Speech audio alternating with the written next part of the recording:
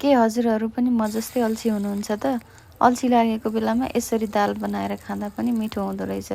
तेल तताउने, जिरा फुराउने, खुर्सानी फुराउने अनि मसिनो गरेर काटेर प्याज फुराउने अनि प्याजलाई चाहिँ एकछिन रातो हुन्जरी भुट्ने। आधी प्याज त साथीहरू मैले नकाटिकनै राखेको छु, त्यति हतार थियो क्या मलाई।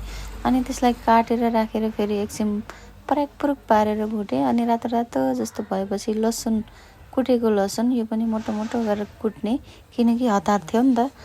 अब चाहिँ त्यसलाई अघि भिजाएको दाल चाहिँ मैले मसुरो र अडर भिजाएको थिएँ, त्यसलाई चाहिँ तरकारी जस्तै गरेर राख्ने। अनि एकछिन पराकपुरुक पारेर चलाउने, भुट्ने होइन।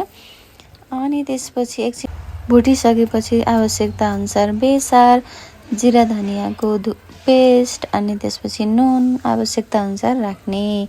अब फेरि त्यसलाई मिक्स गर्ने। मिक्स गरिसकेपछि एकछिनपछि हामीलाई आवश्यकता अनुसार पानी राख्ने। अब त्यसलाई फेरि मिक्स गर्नु पर्यो, एकछिन चलाइउरी गरेर फेरि सिटी लाउनको लागि छोडिदिने। 2-3 सिटी लागेपछि साथीहरू हाम्रो दाल चाहिँ पाकेर रेडी हुन्छ। अनि त्यसलाई सिटी खोलेपछि फेरि एकछिन चलाउने। चलाइसक्दाखेरि त हाम्रो दाल रेडी भइसकेको हुन्छ। यसरी बनाएको दाल पनि मिठो हुन्छ अनि बच्चा बच्चीले पनि मजाले खान्छन् के, किनकि लसुन प्याज त्यो दालमा मिक्स भइसकेको हुन्छ, छेक्रा आउँदैन। त्यो कारणले गर्दा मिठो मानेर खान्छन्। दाल पनि मिठो हुन्छ है साथीहरू। एकचोटि बनाएर खानु होला हतार भएको टाइममा।